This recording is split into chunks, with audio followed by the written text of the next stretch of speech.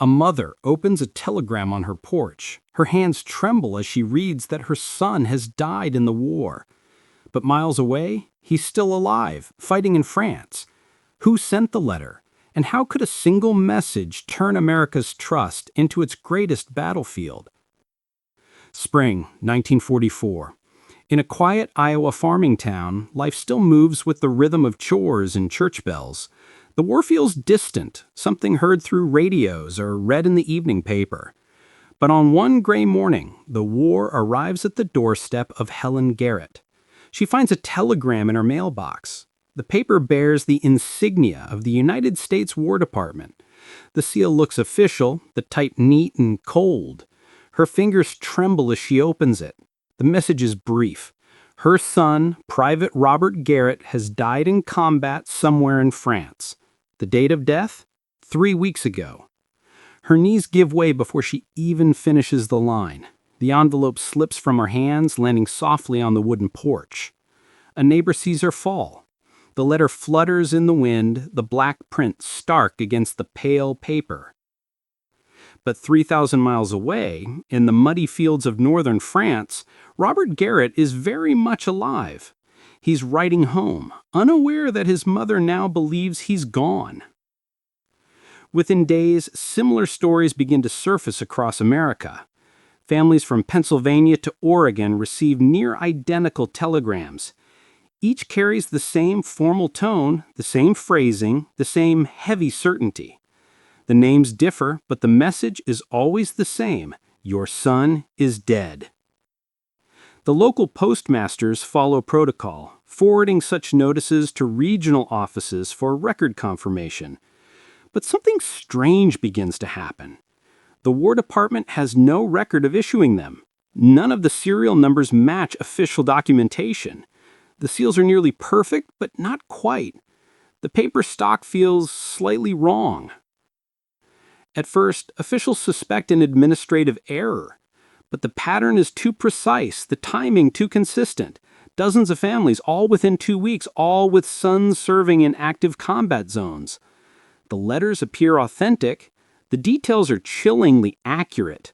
Unit numbers, dates, even ranks. By April, the reports reach Washington, D.C. Inside the Pentagon, Major Philip Lawson of Army Intelligence studies a growing pile of forged telegrams spread across a table. The handwriting, the alignment, the letter spacing, everything meticulously crafted to mimic the real thing. But the imperfections whisper something darker. These weren't the mistakes of an overworked clerk. This was design, intent. Across the country, fear begins to take root. Small-town newspapers whisper about phantom death letters. Radio hosts hint at information sabotage. Families question every word that comes through the mail. Mothers hesitate to open envelopes. Fathers double-check return addresses. And communities gather in silence, afraid of what tomorrow's post might bring.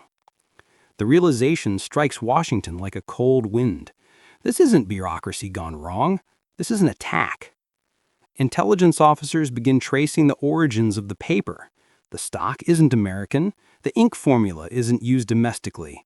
Even the folding technique, 3 creases instead of 2, matches European printing habits. Someone, somewhere, has gone to extraordinary lengths to make these messages believable. The investigation widens. Postal inspectors intercept suspicious correspondence addressed to families of servicemen. Some come from cities that never processed military mail. Others carry postmarks that don't exist. Then comes the chilling breakthrough. A captured German officer in Italy mentions, during interrogation, a psychological operation aimed not at soldiers, but at their families. He doesn't know the details, but he remembers a phrase used in briefings: letters that wound the heart. The phrase sends a shiver through intelligence circles. It's the kind of weapon that doesn't need bullets or bombs. It needs only trust and the ability to break it. Soon, analysts piece together a picture. The enemy has obtained access to American personnel data through captured documents, prisoner interrogations, and compromised records. They know names, units, even home addresses. Using this information, they're sending death notices directly to American families. crafted to look as though they came from the U.S. War Department. The strategy is brutal in its simplicity. Break morale not on the battlefield, but in living rooms and kitchens. Make American mothers doubt the government. Make fathers question every military statement. Make entire communities lose faith in truth itself. It's psychological warfare at its most personal, an invisible front where the mind becomes the battlefield. Meanwhile, back in Iowa, Helen Garrett sits by her window each evening, waiting for a letter that will never come. She's written to the War Department but hasn't received a reply. Her neighbors visit, bringing casseroles and condolences, speaking softly, as the volume might make it worse. And across the ocean, her son Robert fights on, sending letters that never reach her. Somewhere between Europe and America, reality has been intercepted and rewritten. In Washington, Major Lawson studies a map pinned with small red flags, each one marking a household that received a fake letter. The map looks like a slow-moving infection spreading across the nation. He realizes this isn't just about grief, it's about control. Whoever's orchestrating this understands that fear travels faster than truth. The discovery marks the beginning of a new kind of war, one fought not with tanks or rifles, but with envelopes and ink. Every false telegram is a tiny act of psychological sabotage. Every forged message, a strike against trust. The operation has no official name yet, but inside intelligence circles, it earns a quiet nickname, the Phantom Letters. As the spring of 1944 unfolds, so does the most insidious propaganda campaign of the war. No explosions, no gunfire, just quiet devastation, one letter at a time. And somewhere in the shadows, an unseen hand keeps sending them. The news travels quietly at first, through sealed reports, whispered briefings, and late-night calls between agencies that rarely share secrets. Inside the Pentagon, Major Philip Lawson stands before a long oak table covered with telegrams. Dozens of them, each one claiming the death of an American soldier who is still alive. Each one an invisible wound cut straight into the nation's heart. To the untrained eye, the letters look perfect. The formatting, the language, even the ink shade, flawless. But Lawson notices the faint irregularities others missed. The paper texture feels slightly coarse, as if milled overseas. The War Department's crest sits a fraction lower than regulation design. And beneath the signature line, a subtle indentation, like the press of a foreign typewriter key that doesn't quite match the American model. He circles the table slowly, eyes sharp, voice steady. Something inside him knows this isn't a clerical mishap, it's a pattern. Across the country, local post offices are flagging similar anomalies. In Nebraska, a postal clerk notices that a supposed Washington postmark is several millimeters off-center. In Ohio, another clerk sees that the ink bleeds differently along the paper fibers. When they compare notes, the similarities are too strong to ignore. Soon, intercepted mail begins piling up in federal evidence rooms. Some letters come addressed from non-existent military units. Others list department codes that were discontinued years before. Yet all share the same grim announcement of death, and all look disturbingly authentic. Lawson assembles a small team of analysts, paper experts, and code specialists.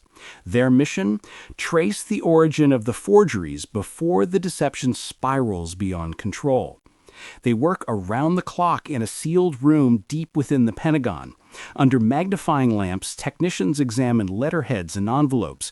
They scrape tiny samples of ink, study paper fibers, and photograph minute imperfections. When examined under ultraviolet light, the paper glows faintly. European pulp stock, not American.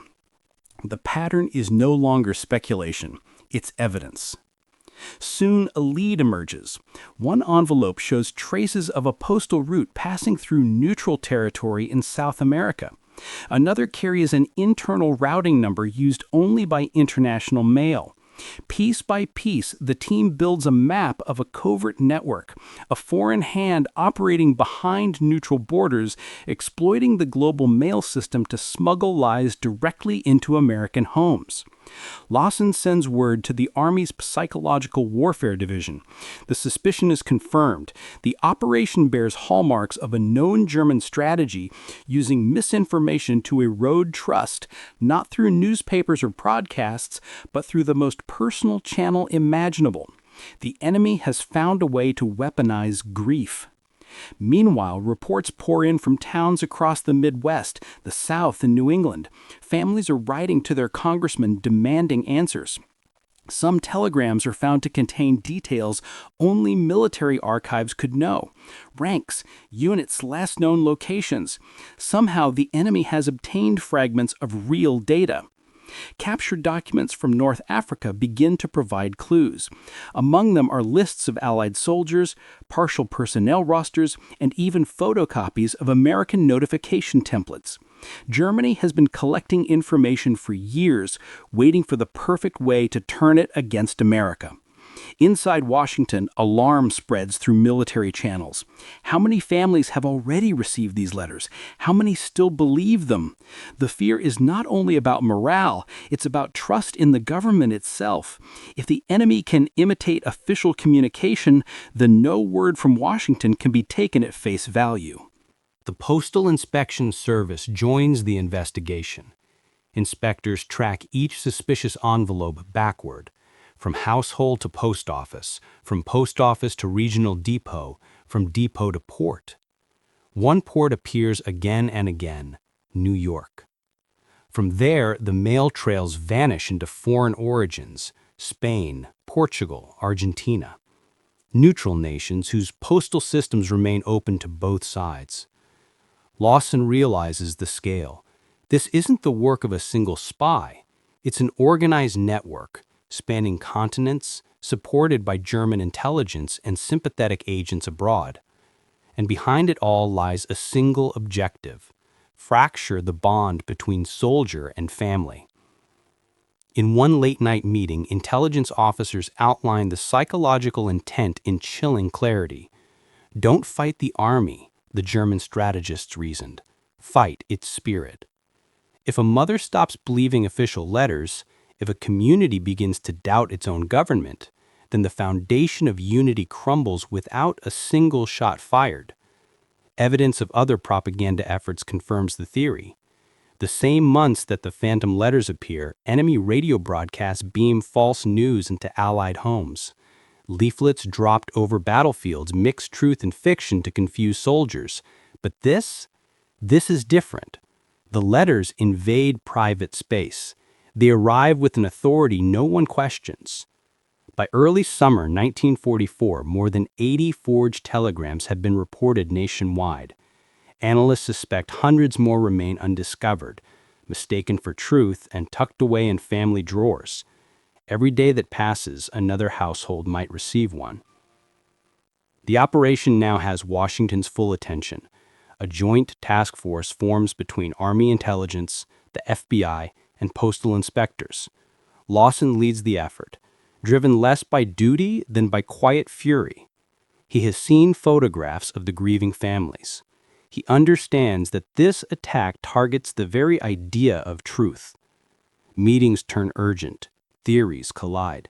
Some officers argue for silence. If the public learns the government's communications can be faked, panic could spread faster than reassurance. Others insist exposure is the only defense. The argument itself proves the enemy's success. They've sown confusion even among those sworn to protect clarity. Meanwhile, on the home front, the first newspaper hints begin to surface. Short columns about fraudulent death telegrams appear in local papers, urging caution but revealing little. Official spokesmen deny any large-scale problem, but whispers persist. The fear continues to grow. Inside his office, Lawson studies a single envelope recovered from Illinois. He turns it under the lamp, running a finger over the embossed seal. The counterfeit is flawless, down to the faint scent of ink that lingers after months in storage. Somewhere, he knows, a team of enemy printers has perfected the craft of heartbreak. He looks at the map again. The red pins spread farther now, hundreds of miles apart, yet all linked by an unseen thread. It's not random. It's systematic. The question that haunts him isn't how the letters were sent. It's why now? And then, late one evening, an analyst bursts into the room holding a new report from intercepted mail. A shipment of envelopes identical in design, seized at a port warehouse before distribution. The point of origin? Buenos Aires. The pieces fit. German operatives, sheltered by sympathetic networks in South America, are producing and routing the letters through neutral channels. Each shipment timed to follow American battle reports, making every forged death notification painfully believable. The mystery that began on an Iowa porch has become a continental chase, a race between truth and deception. And Major Lawson knows this is only the beginning. The real question now is not who sent the letters, but how far the enemy's hand can reach before America fights back.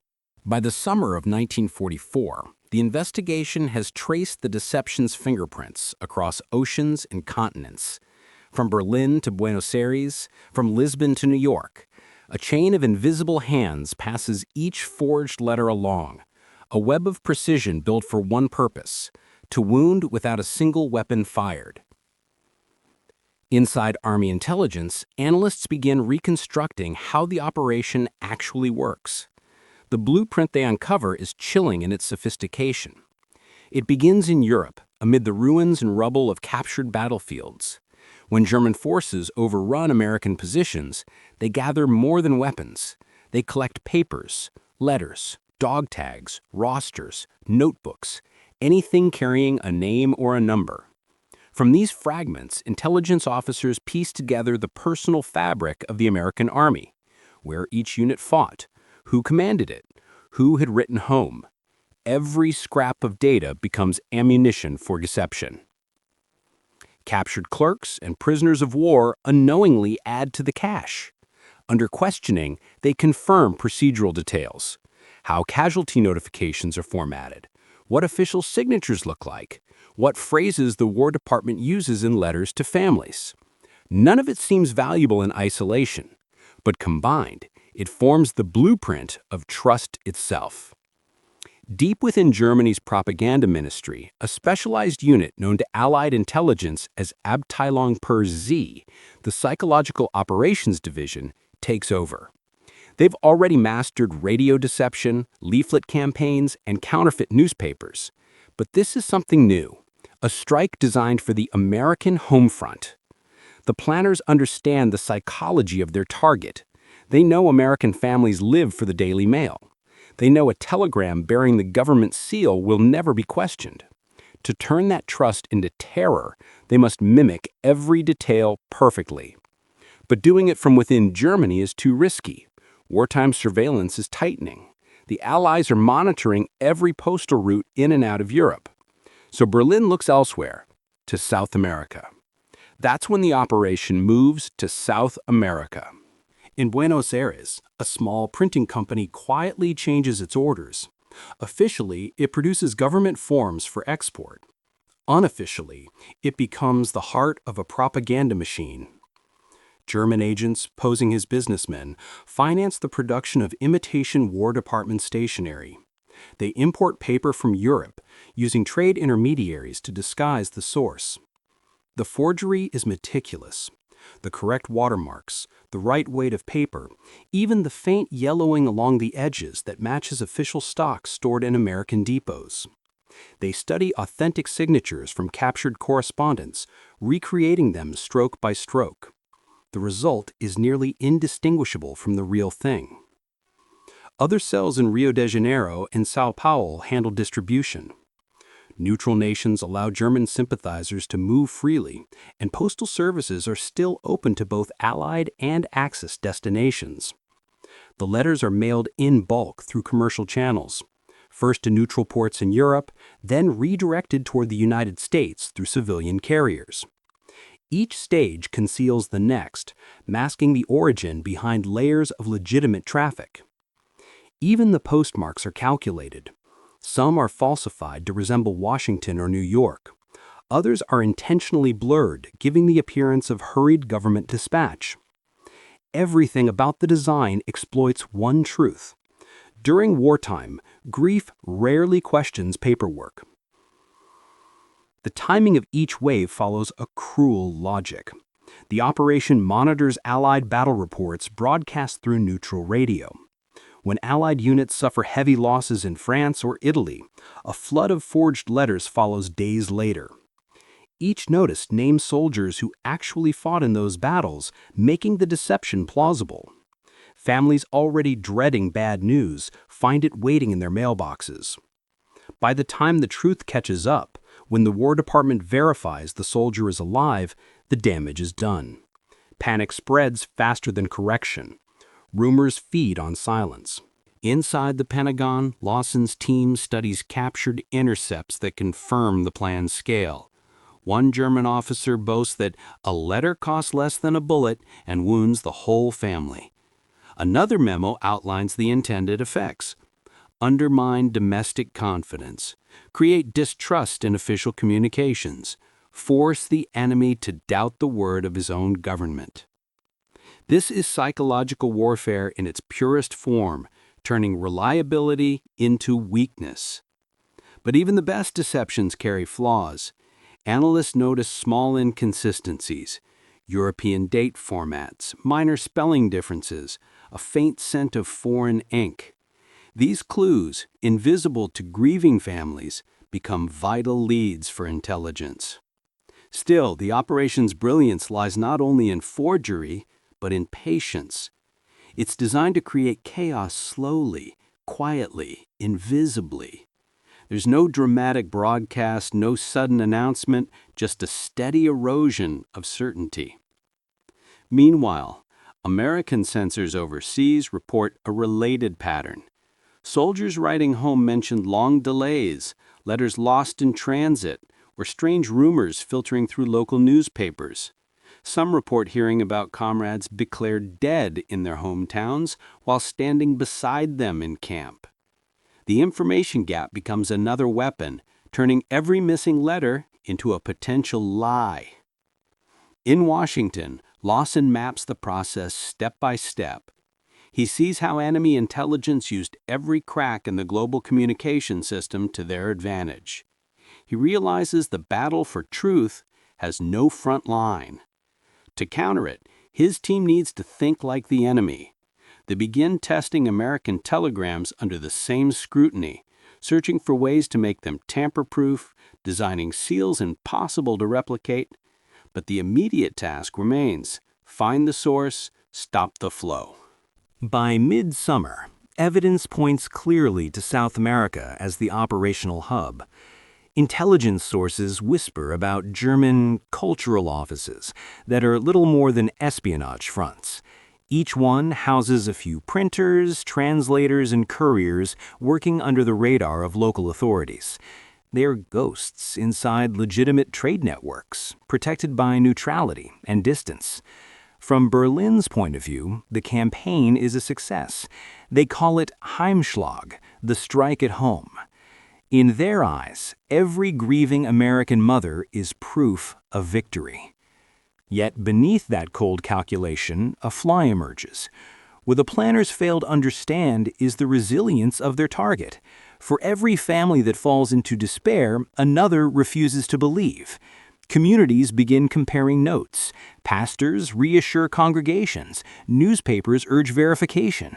Even in grief, Americans search for truth. Lawson's final report to the Pentagon summarizes it clearly. The enemy has used our own systems against us, our records, our networks, our compassion. Their weapon is not steel or fire. It is paper and trust. And for now, it works. The machinery of deception has been exposed, but stopping it will require more than discovery. It will take coordination, courage, and speed. Because even as the truth surfaces in Washington, new waves of letters are already crossing the ocean, each one a carefully folded piece of psychological warfare waiting to land in another American mailbox. The first wave of forged letters arrives quietly, slipping through mail slots and into trembling hands. By the time officials in Washington grasp the scale, the damage is already spreading across the country. No one hears an explosion. There are no headlines announcing the attack. But the shock is just as deep. In small towns and city blocks alike, families gather around kitchen tables, staring at telegrams stamped with official seals and heavy words. The sentences are short, final, and merciless. We regret to inform you. It begins again where it started, with Helen Garrett in Iowa. 3 weeks after receiving the letter, she still hasn't received confirmation from the War Department. Each day she checks the mailbox, her heart racing at every approaching step on the gravel path. Sometimes there's a letter, but not from Robert. She writes to the local military office. The reply is cautious. "We have no record confirming Private Garrett's death at this time." The phrase, "at this time," traps her in uncertainty. She can't mourn. She can't hope. She just waits. In Georgia, the Morrison family faces the same torment. Their son, Private Leonard Morrison, is serving in Italy. The telegram they receive lists his unit, his location, even the date of his supposed death. It looks official down to the signature of the commanding officer. The family holds a memorial service at their church. Neighbors bring flowers. The pastor speaks of sacrifice, faith, and honor. 3 weeks later, a letter arrives from Leonard, cheerful, unaware of what his family has endured. He thanks them for their last package and says he'll be home when the job's done. His words are meant to comfort, but when his mother reads them, she collapses again, this time from disbelief. Her grief was real, her mourning sincere. Now she's left to question her own emotions, her own sanity. In Massachusetts, the Wilsons face a crueler twist. On the same day their telegram arrives, a real letter from their son James reaches them too. One tells them he's dead. The other says he's fine. The postman, confused, apologizes for the mix-up, unaware that he's delivered a psychological grenade. The Wilsons spend nights comparing paper textures under a lamp, tracing each printed letter, trying to decide which version of reality to believe.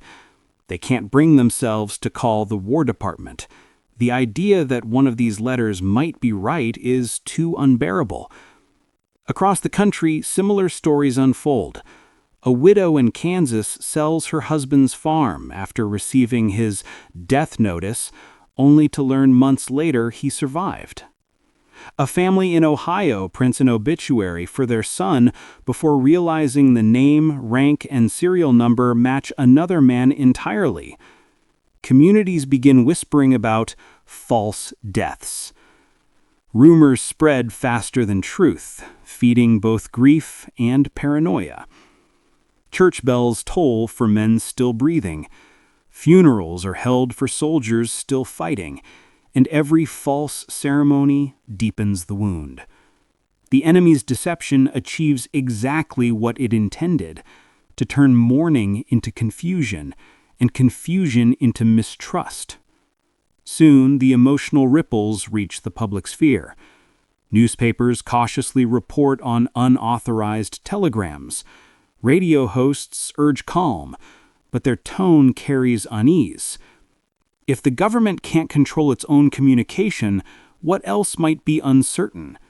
For the families already affected, the doubt becomes suffocating.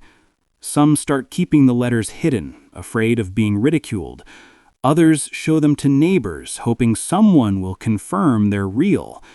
And then there are those who stop checking the mail entirely. In countless American towns, postmen become symbols of dread. Each morning, they walk their routes through silent neighborhoods where curtains part and faces disappear. The simple sound of mail hitting a doorstep begins to carry weight, the potential to shatter or restore a family's hope in an instant. Helen Garrett's home becomes one of those places. Neighbors stop by less often. They don't know what to say anymore. Every letter that arrives reminds her of the one that came before.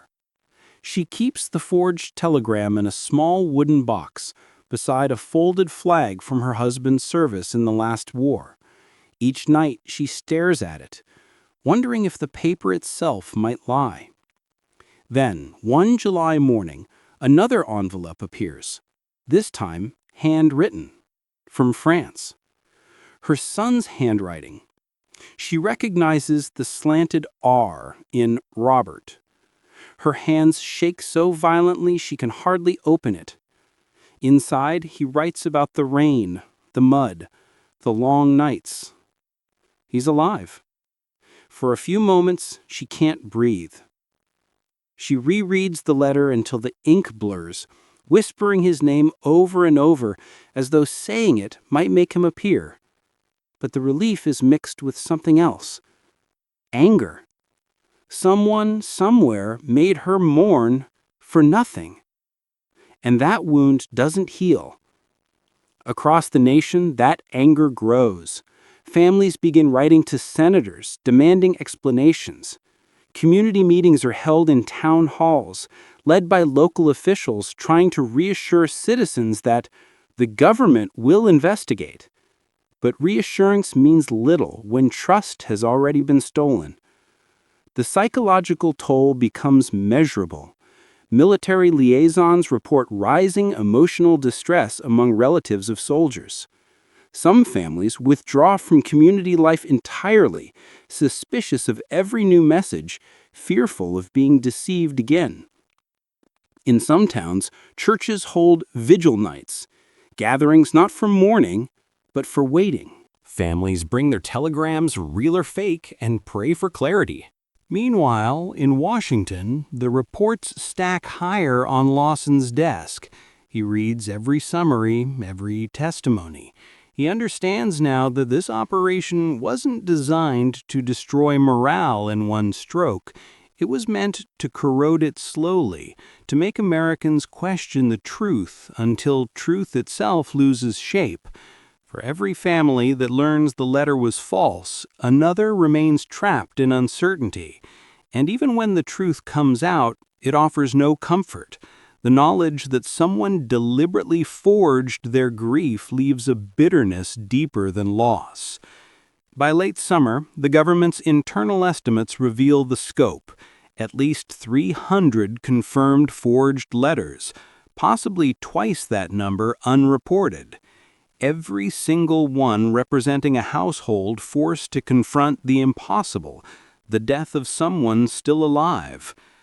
Helen Garrett finally receives an official visit from the local liaison confirming Robert's survival.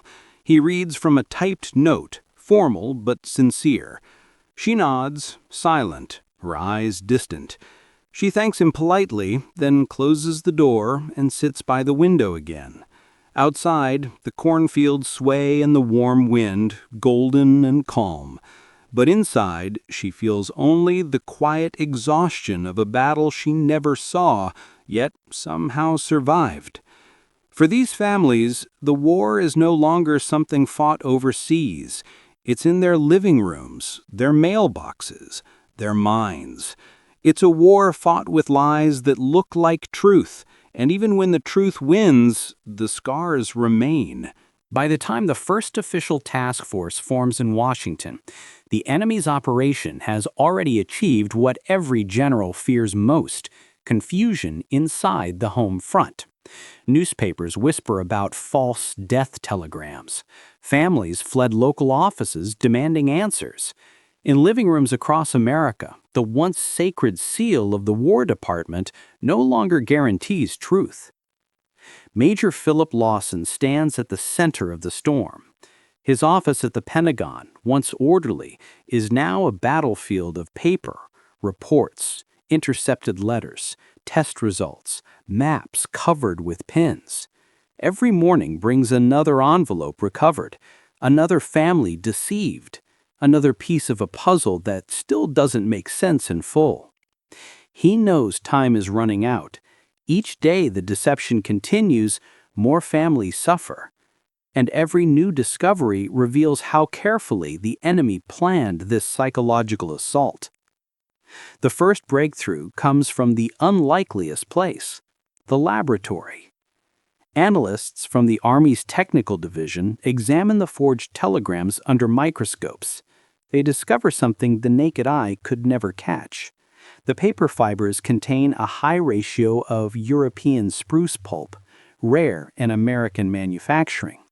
And the ink, though nearly identical in color, carries trace elements of manganese, a compound used in German printing formulas. It's proof the documents were produced overseas. But that only deepens the question. How did they reach American mailboxes undetected? Lawson assembles a small group of investigators drawn from Army intelligence, the FBI, and the Postal Inspection Service. They meet in a windowless room, far from public view. Their assignment: trace the path of each forged letter backward, from doorstep to distribution point, from distribution to port, from port to origin. The process is slow and painstaking. Each envelope passes through dozens of hands, each postmark another clue.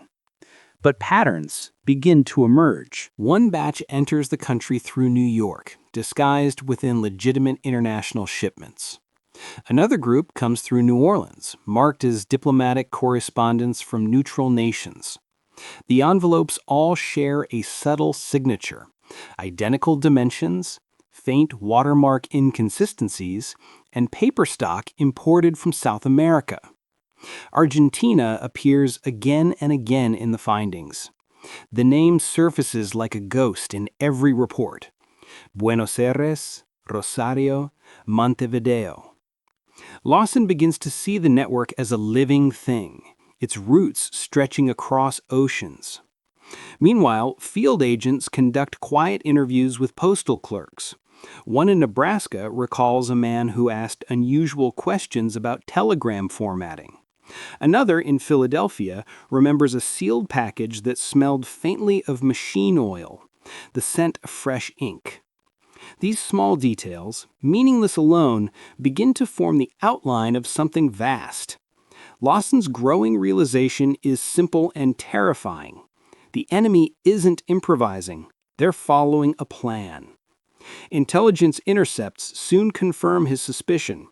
German diplomatic pouches traveling through neutral countries carry falsified paperwork and templates identical to American military documents. By the time the envelopes reach U.S. soil, they've passed through enough legitimate systems that detection becomes nearly impossible. As the investigation expands, so does the sense of dread. Lawson and his team begin compiling statistics. How many families received letters? How many still believe them? How many soldiers' names were used? The numbers rise each day. Even the most conservative estimates suggest hundreds of cases still undiscovered. The psychological damage, however, is harder to measure. In the letters piling up on Lawson's desk, families describe sleepless nights, children asking if their fathers are really gone, churches holding services for men who later wrote home. Some letters carry no anger, only quiet heartbreak. Others tremble with rage. One mother writes, "It would have been easier to bear the truth than to live with this lie." Lawson reads each one. He knows these people will never know his name, never see his face. But every sentence strengthens his resolve. The operation must be exposed. not just for justice, but to restore something the nation cannot survive without: trust. By midsummer, the task force delivers a crucial discovery. Experts analyzing postal routing codes find irregularities concentrated in shipments from 3 ports: Buenos Aires, Lisbon, and Geneva. These neutral hubs allowed Axis agents to reroute communications under the cover of trade. The letters travel inside diplomatic pouches, bypassing normal inspection. Once they enter American postal systems, they appear completely legitimate. The challenge now shifts from understanding the deception to stopping it. But how do you intercept lies already in motion? Some officials propose drastic measures, suspending all foreign mail, screening every international package, tightening censorship across the country. But that would paralyze communication, creating more panic than relief. Others suggest a public warning campaign, yet that risks spreading the very fear the enemy wants. The debate becomes fierce inside the Pentagon. Lawson sits through endless meetings where generals argue strategy and bureaucrats worry about public reaction. He knows both sides are right and both are wrong. Expose the truth too early and you feed the fire. Hide it too long and the fire burns unseen. Amid the uncertainty, his team pursues another lead. Chemical analysts confirmed that the ink used in the forged telegrams originates from a specific manufacturer in Europe, a firm once contracted by German intelligence. Shipments of the same ink appear on cargo manifests bound for South America. If they can trace the ink, they might trace the operation. The FBI begins monitoring commercial shipments arriving from neutral ports. Weeks later, customs officers in New York uncover a crate labeled stationery supplies filled with blank telegram paper, seals, and metal stamps identical to U.S. military equipment. The discovery confirms what Lawson suspected: a production and distribution network operating offshore, feeding deception straight into American infrastructure. But the enemy remains one step ahead. Even after several shipments are intercepted, the flow doesn't stop entirely. For every crate seized, another slips through. The psychological cost mounts. Lawson's reports describe families still receiving fraudulent notices months after the first warnings. Each letter threatens to undo the progress made in restoring confidence. He realizes the operation's true brilliance lies in its self-sustaining nature. Once the first letters sow doubt, the rest write themselves. Every new report, every rumor of forgery makes the next lie easier to believe. By early autumn, the War Department authorizes a controlled disclosure, a nationwide communication reassuring citizens that unauthorized correspondence has been detected. The statement is brief, cautious, and deliberately vague. It warns families to verify any telegram through official channels before accepting its contents as fact. The public reaction is mixed. Some feel relieved to know the truth. Others grow more suspicious than ever. The damage, though contained, cannot be undone entirely. Inside his office, Lawson studies a final memo from his analysts. The paper composition, ink chemistry, printing patterns, and postal routes all point to one coordinated enemy network. They've solved the mystery. But he knows solving it isn't the same as winning. There are still forged letters in transit, some already delivered, some waiting in mailbags across the Atlantic, stamped and sealed, carrying grief that doesn't belong to them. He looks at the map again, the pins marking homes across America, each one a silent wound. He realizes this war has expanded beyond soldiers and guns. It's now a battle for the nation's very sense of truth. And every minute that passes, Another envelope might fall into another mother's trembling hands. By the time word of the false telegrams reaches the front lines, the men of the U.S. Army are already fighting exhaustion, mud, and fear. Now they're told that the enemy has found a new way to attack, not with shells, but with paper. The news spreads quietly, carried by field briefings and hushed conversations between officers. Soldiers gather around makeshift tables, listening as commanders explain that some families back home have received letters claiming their sons are dead. None of them know whose families have been targeted. None of them can send reassurance fast enough. Private Robert Garrett hears the news in a tent outside Saint-Lô, France. The message comes through the grapevine, rumors from supply units passed from company to company. He can hardly believe it at first. That someone could tell his mother he's gone while he's still here, breathing the thick, wet air of Normandy. But when he looks at the faces of the other men, he realizes the rumor's true. Several of them have already written home to say, "Don't believe anything unless you hear it from me." The deception works in ways no one could have predicted. It seeps into the soldiers' minds just as it did their families. Each man now worries not only about survival, but about what his loved ones might be enduring in silence. In every letter home, they try to sound calm, certain, alive, as if steady handwriting could erase fear. Commanders issue statements to restore order. They tell the troops that the government is investigating, that families have been warned, that the enemy's lies will soon be exposed. But words alone can't close the distance between the battlefield and home. Mail delays make the problem worse. Letters take weeks to travel. By the time a mother receives her son's reassurance, she may already have grieved for him. Some soldiers write 2-3 letters a week, desperate to maintain a lifeline of truth. Others start quoting secret markers in their messages.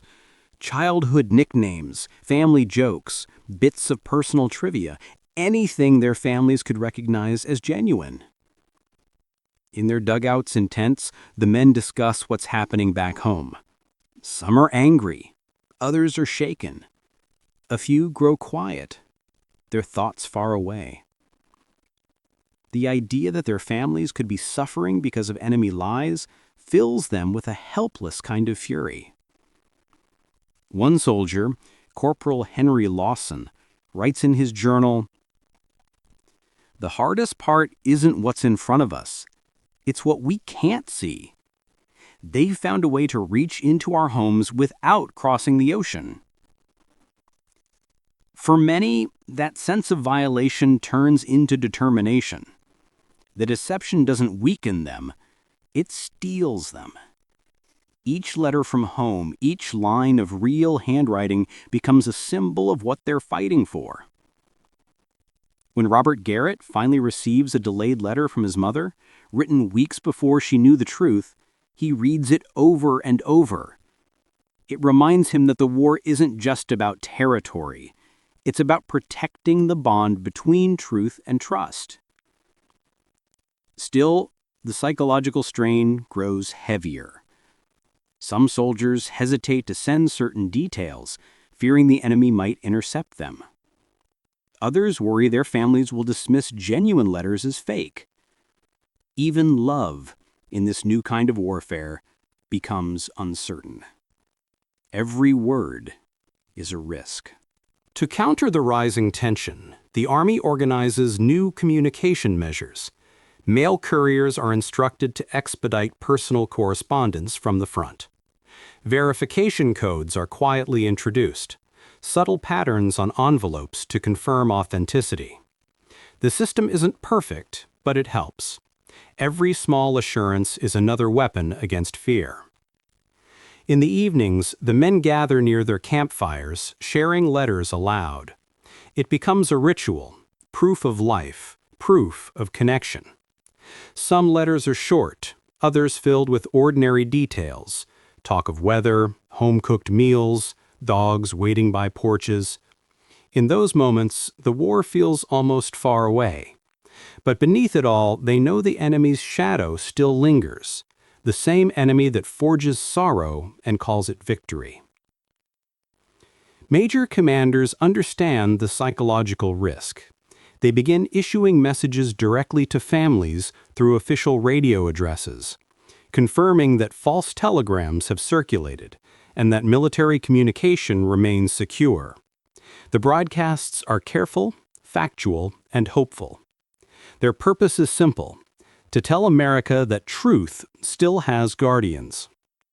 In France, soldiers like Robert Garrett take that mission personally. For them, the enemy's trick has made the war personal in a new way. It's no longer just about defeating an army. It's about defending their families from despair. As the Allies push eastward toward Paris, the news of the fake letters spreads among the ranks. Some soldiers laugh bitterly at the idea that the Germans, running short on fuel and ammunition, now resort to lies. Others see it as proof of desperation. If the enemy must attack families, perhaps their power is slipping. But even that thought carries a sting. No soldier likes knowing that his mother's tears are part of the battlefield. At night, under dim lanterns, Robert writes home again. He keeps his sentences short, clear, calm. He avoids talking about the operation directly. Censorship rules forbid it. But his tone carries reassurance. Every word feels like a small act of defiance. When he signs his name, he presses the pen harder than usual, as if carving truth into the page. Meanwhile, across Europe, thousands of soldiers do the same. Each letter becomes a lifeline in the propaganda war, each envelope a shield against deception. And though none of them can see it yet, those letters begin to win the battle the enemy never planned for. A quiet counteroffensive of truth, spreading from muddy trenches to American porches. The enemy may have engineered the perfect illusion, but they misjudged the one thing they could never counterfeit: the resilience of a family's faith. When Robert finishes his letter, he looks out across the darkened horizon. The sounds of distant artillery rumble like a fading storm. He folds the paper carefully, seals it, and hands it to the courier. It will travel across oceans and through countless hands before reaching home. But somewhere in Iowa, his mother will open it, feel his words, and know that truth still breathes. The war for hearts has reached both fronts now, the battlefields of Europe and the living rooms of America. And in both places, one truth stands firm. The enemy may twist facts, forge seals, and manipulate fear, but it cannot destroy the connection between those who believe in each other. By late 1944, the storm of deception has reached its peak. Across the nation, confusion begins to settle into anger. Families are no longer whispering about the phantom telegrams. They're demanding answers. In the halls of Washington, that anger becomes action. Major Philip Lawson stands once again before his map, red pins scattered across the United States, each marking a home that received a forged letter. For months, these pins represented wounds. Now they become coordinates in a counteroffensive. The war for truth is entering a new phase. Inside the Pentagon, a plan takes shape. Part intelligence, part communication, part diplomacy. The operation's goal is simple but immense. Stop the flow of forged letters, expose the network behind them, and restore the nation's trust in its own message. The first strike is public information. For weeks, officials have debated whether to tell citizens the full truth. Fear of panic has kept them cautious. But the deception has spread too far for silence to help. So the War Department issues a nationwide broadcast. On radios across America, a calm voice delivers the announcement.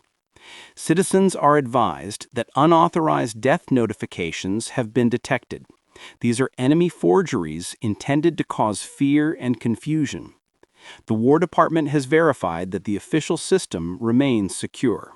Please report any suspicious telegrams immediately. The message is brief, factual, and deliberate. It doesn't dramatize the threat, it defines it. And in doing so, it gives the American people something they desperately need: clarity. Across the country, newspapers follow with headlines like "Enemy Letters Exposed" and "Forged Telegrams Traced to Foreign Agents." For the first time, families understand what's happened and that the government is fighting back. But public reassurance is only one front. Behind closed doors, Lawson's task force launches a series of operations to choke the deception at its source. Intelligence officers work alongside the State Department to pressure neutral governments harboring German networks in South America. Argentina, long known for its Axis sympathizers, faces diplomatic isolation and economic consequences. Quiet negotiations turn into firm ultimatums. Within weeks, several cultural offices in Buenos Aires and Rio de Janeiro, fronts for propaganda production, are shut down under international scrutiny. Meanwhile, American agents move quietly through the region, infiltrating local printing houses suspected of forging U.S. stationery. They seize equipment, confiscate paper shipments, and dismantle the counterfeit supply chain piece by piece. Each press silenced means fewer families haunted. Lawson's analysts track the progress daily. The volume of fake letters drops sharply. Intercepted shipments decrease. Postal inspectors report fewer irregularities. For the first time, the tide is turning. But the battle for truth is not won with arrests alone. It's won through understanding. So the War Department takes the next step: education. A new series of public bulletins teaches Americans how to identify authentic military correspondence. The information is simple. Check the paper texture, examine the seal, verify the return address. Radio broadcasts explain how families can contact regional offices to confirm any death notice within hours. In towns and cities, these messages reach homes that once lived in silence and fear. Families start comparing telegrams, sharing information, helping one another distinguish truth from lies. What began as a private grief becomes a collective defense. But even as order returns, another decision weighs heavily in Washington, one that tests America's moral boundaries. Some officials propose retaliation. If Germany attacks through forgery, should the United States strike back in kind? Intelligence officers draft plans to send fake casualty letters to German families, hoping to erode their morale just as theirs had been targeted. The idea gains traction for a moment until it reaches the War Department's highest desk. The decision comes back swift and final: no. To fight deception with deception, leaders reason, would mean becoming what they oppose. America's strength, they remind their officers, lies not in imitation but integrity. Instead, the U.S. will answer lies with light. They release detailed explanations of how the forged letters were created, showing the American public every trick the enemy used. Knowledge becomes armor. Transparency becomes the counterweapon. This approach spreads far beyond the U.S. Allied nations, inspired by America's resilience, begin studying the phantom letter operation as a warning. British and Canadian intelligence adapt their own systems to prevent similar attacks. What began as a psychological blow becomes a global lesson in defense through truth. Inside the Pentagon, Lawson finally allows himself a quiet moment of reflection. For months, he's lived among the details: ink, paper, postal codes. But now he sees the broader picture. The enemy's attempt to destroy trust has failed, because trust, once broken, can still be rebuilt. Not by secrecy, but by unity. In the weeks that follow, communication between the front lines and home grows stronger. Mail service improves, response times shorten. Families who once feared their telegrams now wait eagerly for them again. Even the postmen, once harbingers of dread, regain their role as bearers of connection. In Iowa, Helen Garrett receives a notice from her local liaison, an official letter confirming the exposure of the forgery network and expressing the government's gratitude for families who endured the deception. She reads it slowly, then folds it beside her son's real letters, keeping both together, symbols of pain and perseverance intertwined. For Major Lawson, the campaign becomes something larger than an intelligence victory. It's proof that the enemy's weapon, the manipulation of truth, can be defeated not by censorship, but by conviction. The propaganda war that once preyed on American vulnerability now fuels its unity. And in turning the deception back on itself, the U.S. achieves something even the enemy couldn't foresee. The lies meant to fracture a nation have reminded it what holds it together. The war in Europe continues, brutal and uncertain. But back home, the psychological battle begins to ease. Families once consumed by fear now write letters of gratitude to the government, thanking the anonymous men and women who restored truth to their mailboxes. And in the quiet corridors of the Pentagon, Lawson pins one final report to the board. It contains only a single line at the bottom. Operation neutralized. American morale stable. Trust restored. For the first time in months, the war for truth feels winnable. Not because the lies have stopped, but because the people no longer believe them. When the forgery network finally collapses, the silence that follows feels almost unreal. No more phantom telegrams, no more false goodbyes. Yet across America, the damage remains, invisible but lasting. For Helen Garrett in Iowa, peace returns slowly. Months after the exposure, she receives a new letter from her son Robert, mailed from France. His handwriting is hurried but unmistakable. Reading his words, she feels relief and pain. He's alive, yes, but something inside her has changed. The false telegram stole her certainty, and she'll never open a letter the same way again. When Robert finally returns home, their reunion is quiet. A simple embrace on the porch, no words, no explanations. Both know what the other endured. The lie may have been exposed, but its shadow lingers. All over the country, similar stories unfold. The Morrison family in Georgia lives with a strange kind of shame after their fallen son returns. The Wilsons in Massachusetts channel their confusion into purpose, helping other families verify military letters. What began as grief becomes vigilance, and a determination that such deception will never succeed again. In Washington, reports confirm the scale. At least 300 families received fake telegrams. Thousands more doubted their own.